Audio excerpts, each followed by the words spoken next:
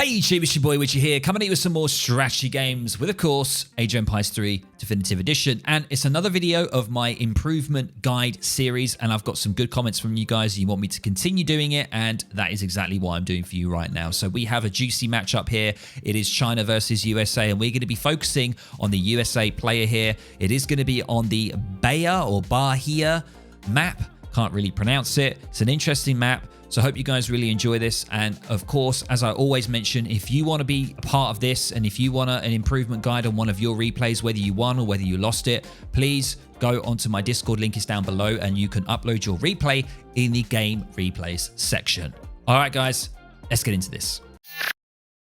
Right, ladies and gents, welcome to the battlefield. And this is obviously the third video of the improvement guide. And we do have the matchup here, USA versus China. We're going to be focusing on the USA player here rather than our Chinese opponents because, of course, the USA guy does unfortunately lose the game. So let's have a look and see what... I mean, this name is interesting, isn't it? It's Umma. Let's say Umma. So we have Umma versus Hydra. So let's see what Umma does here and see what can be done. Now, personally, guys, I don't play USA that much, or if at all. I do play against them, and I have done quite a lot as China. So I've won and lost against them, so there's definitely a few things that I could sort of talk about here. And I think there's plenty of plays that you can do with the USA. You can sort of do a timing push with the... he doesn't actually have it here. He's gone for the boom, but with the Spanish immigrants, you can go for a tower. You can really get a good bunch of state militia and pikemen, and you can do a great timing. And then off of the back of that, you can go into Age 3. So it's quite a strong semi-FF push, and it is actually quite effective at my sort of level, and also at this sort of level, because this is, I think, 1270 ELO we are at. So it's very, very similar to the level that I play at. So let's see how both players do this. And as I mentioned before, if there's anything that I find unusual with the Chinese player here, because I do play China quite a lot, I will be mentioning it as well. But 90% of the time, we're going to be focusing on Umma here, our USA player. And he is going to be going up with, of course, the French immigrants. Very, very standard to go up with that. And we do see the card, or the deck here, sorry, is the boom deck. So you can see here there's a lot to say that there is that boom. We do have the two frontier defenses to also defend as well. So it's going to be very interesting to see how this goes, the boom deck. And if we have a look at Hydra here, going for some fun and going for the northern refugees first. And we'll see whether or not he goes down the route of going T-Export or Trade Empire.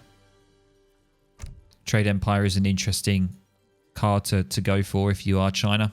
Don't normally see it that much. One thing I would say for Hydra is just village placements. Always have one on a gold mine. It's always nice to have one on a gold mine. Don't have it too forward looking as well, because obviously one route in is going to be here. So just make sure to have maybe that one there, for example. Maybe this one. You could maybe put over here, but it's nothing major. Herding is really good as well. Anyway, let's have a look at Umma here. Herding on his side, pretty damn good. He's just built a house for now. And he's going to be moving over here to grab this herd, which is really nice. So let's see how this one plays out. Now, I have now a little bit of a spoiler here to the game. I've got a little bit of a backing story from Hydra here, who submitted the game and sort of said that he did quite a colonial play, which is the old Han... the old Han Age 2 play that is quite common for China. And I think he used the flamethrower card, which you'll see here, the Duck Army, the Mandarin Duck Squad, sorry. So he used that in this game. So let's see. I mean, we're already seeing a deck called Boom. So yeah, let's just see how it all goes. We've got the Delaware Age Up coming in. I need to remind myself what the Delaware Age Up is, but I'm sure we'll see when he comes out. And switching pretty much everyone over to gold here. Most likely to get the Dutch immigrants so that he can then get a bank. Very nice. So yeah, a lot of eco cards here. Whether or not he's going to use all these, I don't know. I don't know whether he's going to go for a unit card first when he ages up, or whether he's just going to go for a 700 wood. We shall see.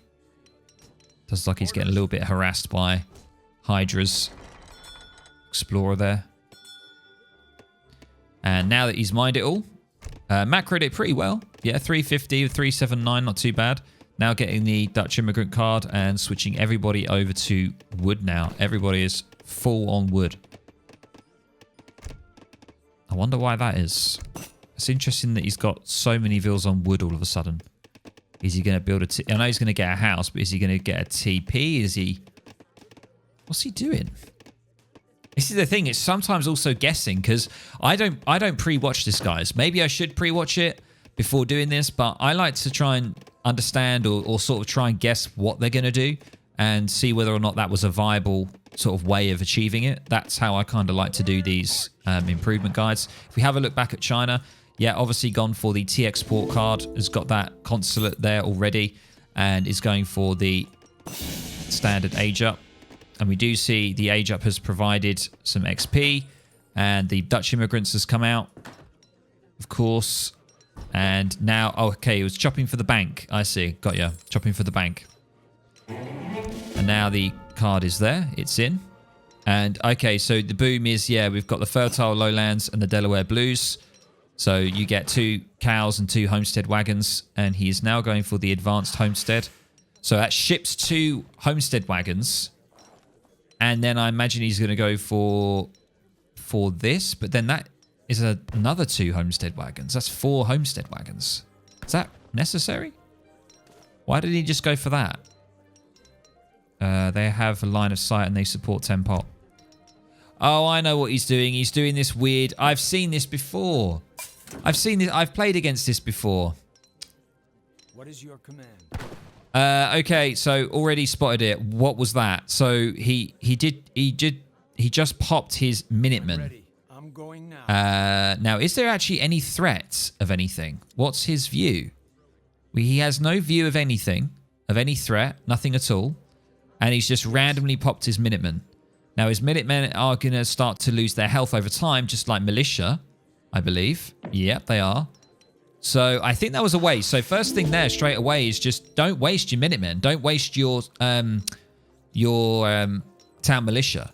You know, if you're not playing USA and if you are playing like a Euro Civ and you do have that, I mean other Civs do as well, but don't waste it because he's just popped that, he's spent that, and the HP is decaying, and there's no threat. He hasn't scouted anything. There's no impending threat, and it looks like he's going for this strange sort of boom build.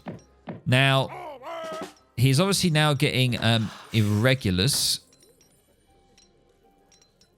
and he's pushing forward. Okay, right. Okay.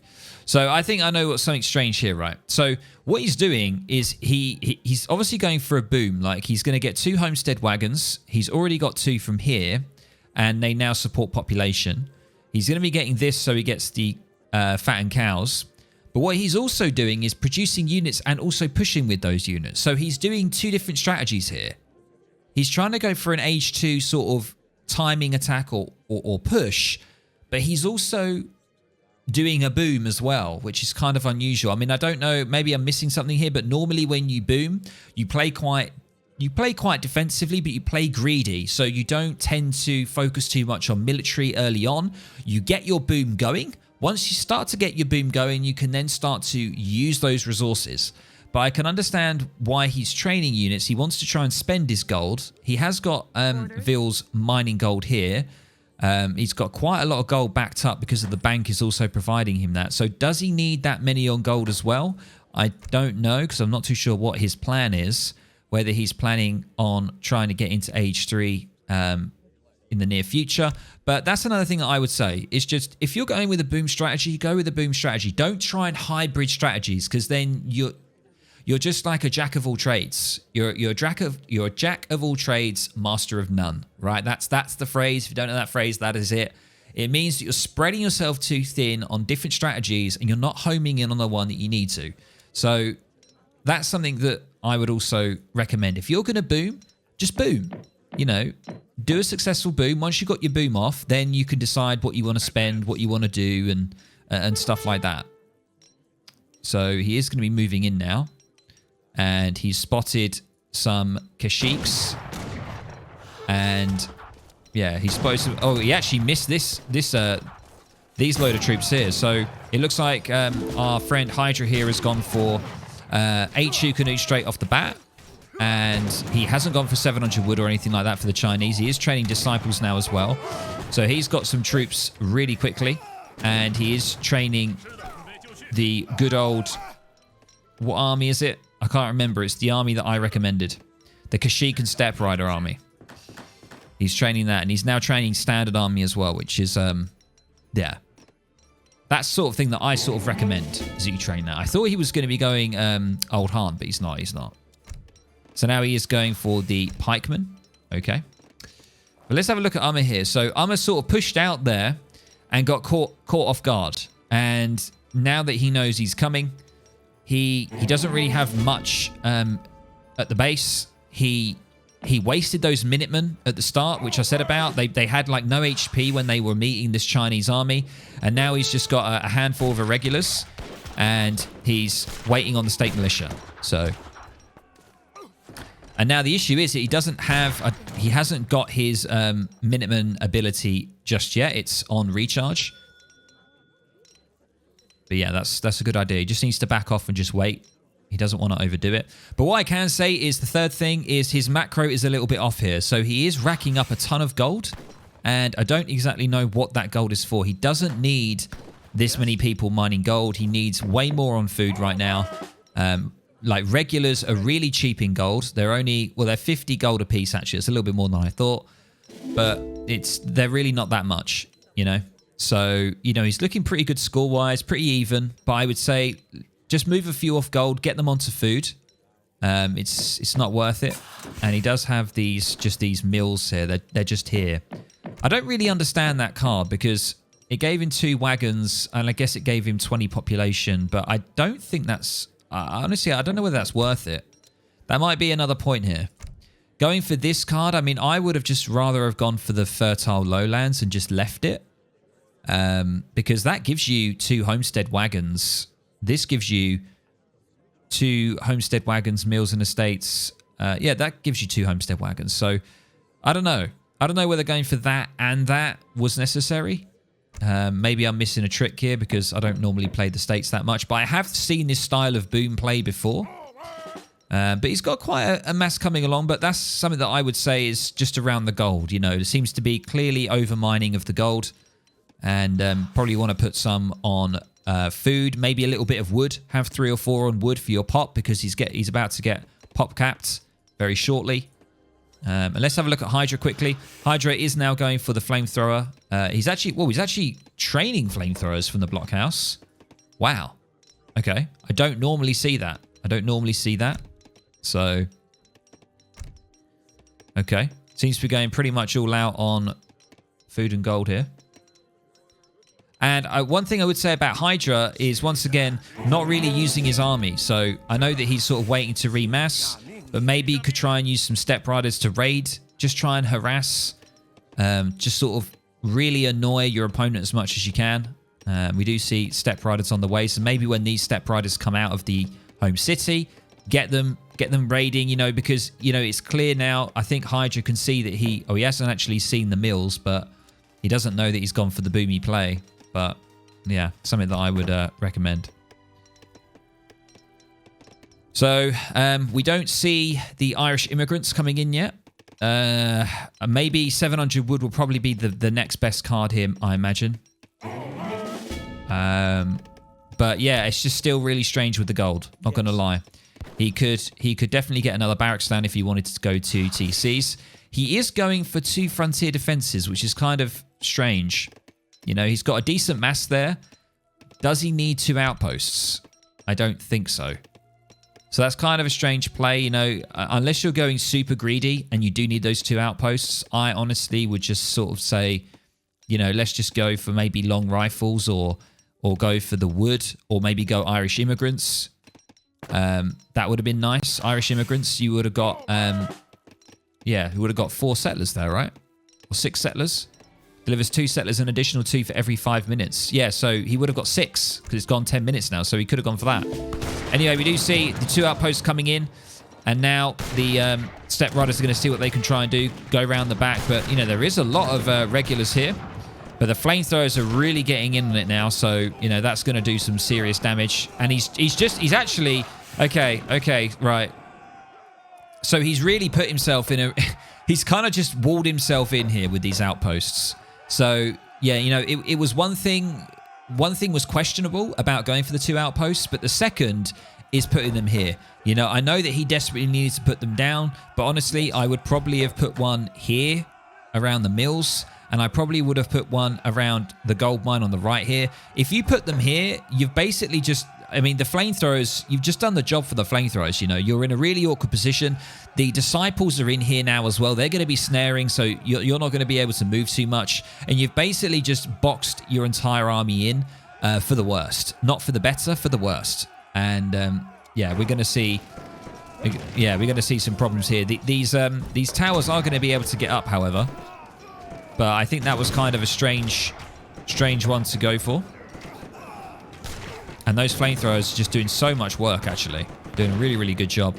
I mean, he's not getting out of the range of the flamethrowers as well. He needs to try and just get out of the range of them because they don't have a tremendous range. And we do see a call of Minutemen coming now as well, coming out, and another card is available, and he is going for 5 regulars.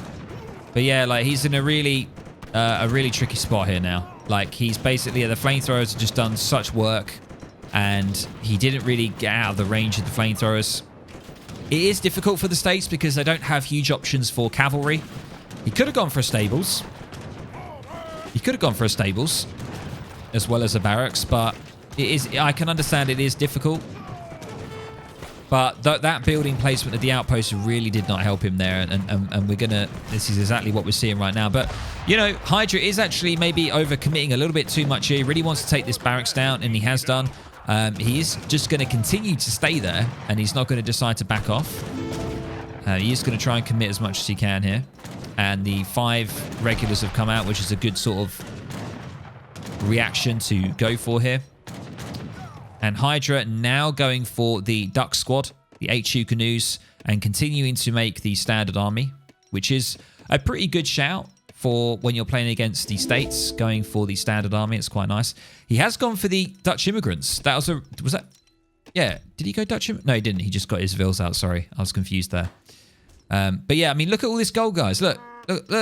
What's going on here?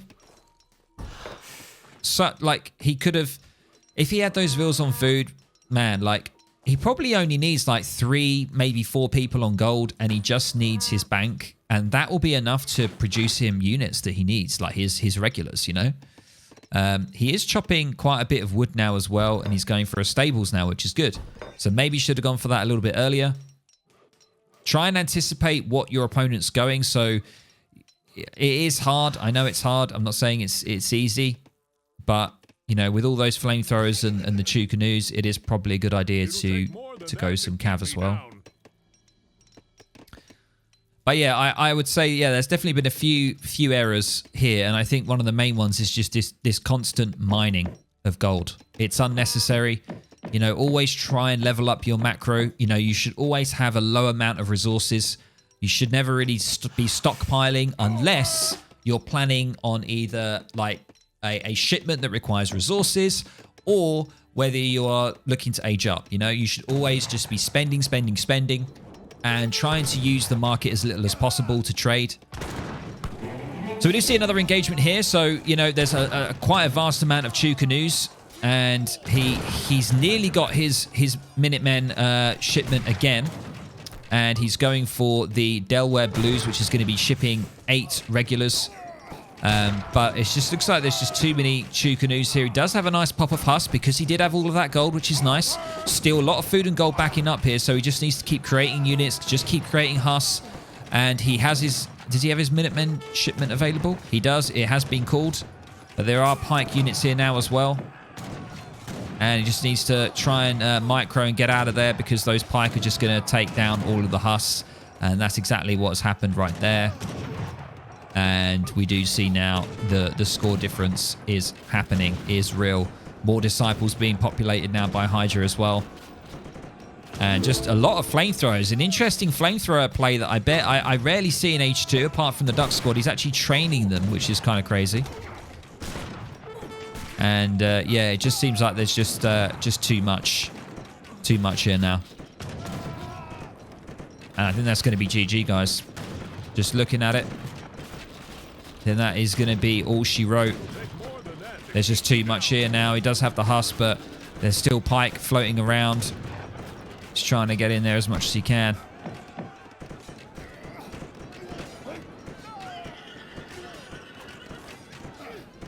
But yeah, it's looking pretty rough here now. And there's the GG from Hydra. There it is. There it is, guys.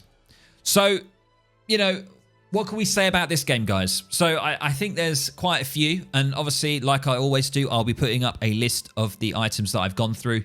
But straight off the bat, you know, I think first things first, if you're planning on going a boom and that's what you want to do, then don't try and do something else. Don't try and change it. Don't try and do a hybrid. Just if you're going to boom, then boom. You know, wait for the opponent to come to you to push if they're going to push you. Because if you're booming, that's a greedy play, right? So your opponent needs to try and sort of come to you as a defense. And that's where the Minutemen would have been really good. And then I come on to my other point, which is the pop of the Minutemen at the start. Was that a misclick? What was the whole reasoning behind that? Because there was no obvious signs of a threat inbound. So there was really no need to pop them because their HP does decay over time and they'll just be useless after a minute or so. So that's something else. Macro as well. So the gold, the incessant mining of gold. So once again, just try and match your macro to the units you're producing. You know, if you're producing regulars, they don't have huge gold. It's 250 gold for a batch of 5 regulars. So just think about that and try and assign your macro properly and make sure that you're spending appropriately. Card choices were a bit strange. As I said about the whole homestead thing, I have seen that before. I don't know whether going for the 2 cards, the double homestead thing was the best. And you've got the Irish Immigrants, which is also a really good card. That's the card that you could have gone for as well. But, you know, that could have been winnable. Obviously, every game is winnable at some point until it gets to a point where it's incredibly difficult to do so, you know? And I think with the whole outpost placement as well that I mentioned, getting those 2 outposts, placing them, and basically just sort of, you know, trapping your own units within the outposts, and then the disciples got on them, they snared them, and then you had all of the flamethrowers. You know, just as easy as something, you know, we just need to, with the flamethrowers, just kite the flamethrowers. You know, if you're going to be producing Hussar and you're waiting on your batch of Hussars, don't throw away your sentries. You know, don't throw away your regulars. Get them back. Don't trade with the flamethrowers because it's not going to end well, you know. And that's pretty much everything at the top of my head, guys. I'm sure there might be a few other things. But of course, let me know down in the comments below if you found this useful, especially for yourself as well. So if you play USA or maybe if you play China as well and you want help with this kind of matchup on this map as well, then hopefully this has been some help to you. And make sure to let me know down in the comments below. And of course, if you found it interesting, useful, all that good stuff, please feel free to drop a like. And I'll catch you in the next video or the next stream. Catch you later, guys. And also, don't forget to submit your replays on my Discord server. If you want something like this and you want to be part of this improvement guide video and you want help, make sure to go on my Discord. Link is down below and you can upload your replay in the game replays section. All right, guys, catch you later.